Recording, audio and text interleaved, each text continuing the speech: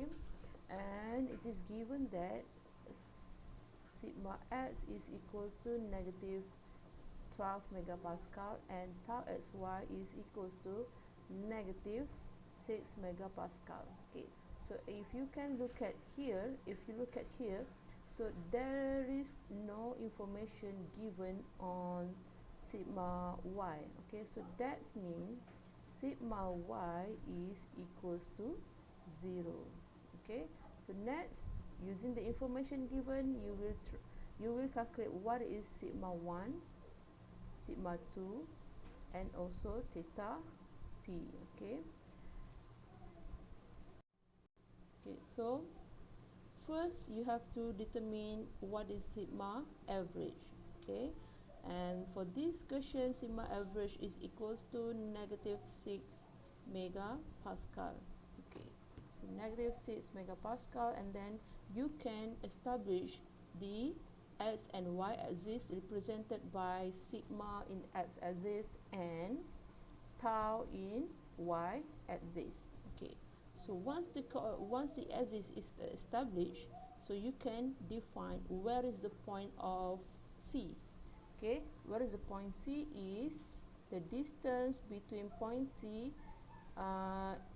the distance is between point C to the origin is represented by sigma average. Okay, and here C is located here because it is moving to the left side. Okay, because it is negative value, so it is moving to the left side from the origin. Okay, so next is to determine where is the point A by using this coordinate, which is sigma x and tau xy. Okay, so sigma x and tau xy. Okay, so the coordinates is negative 12 and negative 6.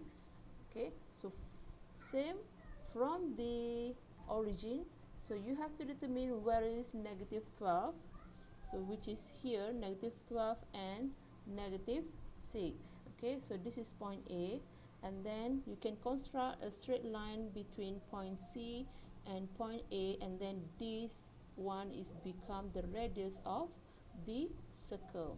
Okay, so you can check the value of r with this equation, which is using trigonometry. Okay, so the distance from here to here is 12 minus 6, so this one is 6, and then this one is also 6. Okay, so 6 square plus 6 square, and then square root of it, and you will get r is equals to 8.49 megapascal. Okay, now you can construct the circle, which is the center is at point C and with the radius of 8.49 megapascal as like this.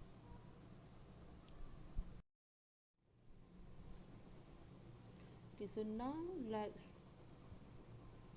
determine the principal stress. Okay, so from this Mohr circle, the principal stress is indicated by point B and point D.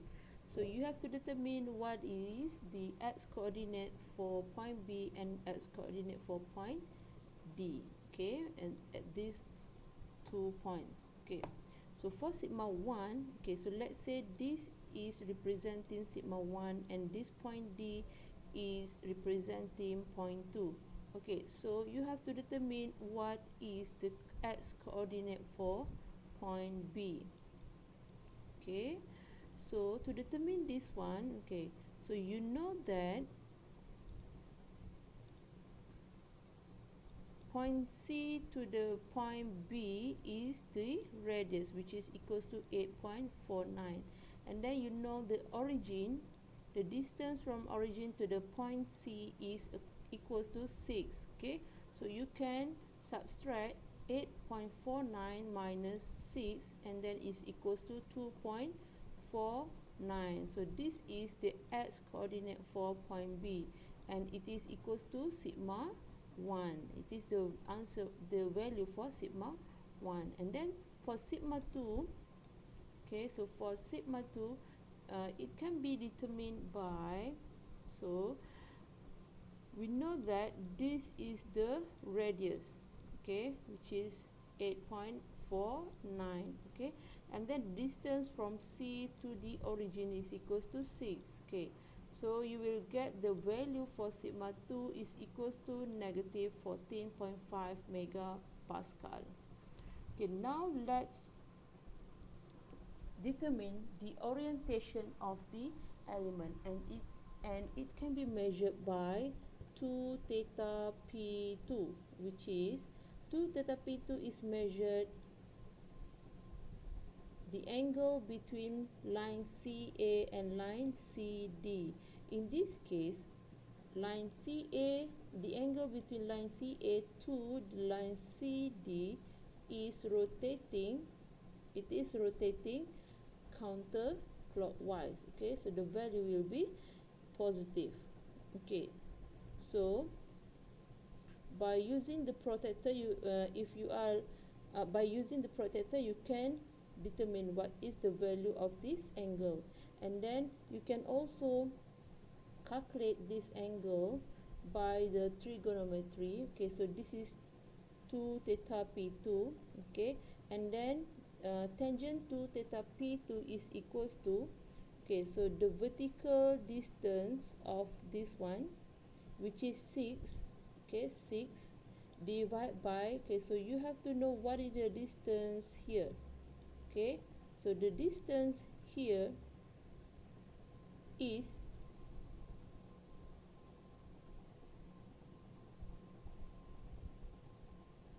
12. So 12 is the distance between this point to the origin, and then the distance from point C to the origin is 6.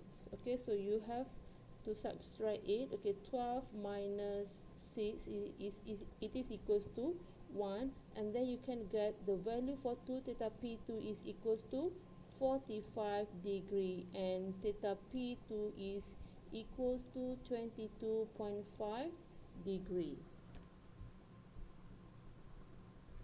And once you got the value of theta p2, okay, so the direction of the rotation must be the same with this, with the element. Okay, so this is the original axis, and then it is rotated counterclockwise by the value of 22.5 degree angle. Okay, and then this is the principal stress, which is theta 1, sigma 1, and this is sigma 2. Okay, so sigma 1 is sorry, this is sigma 1 and this is sigma 2. Okay, so sigma 1 is acting outward because the value is positive, and sigma 2 is acting inwards to the surface because the value is negative.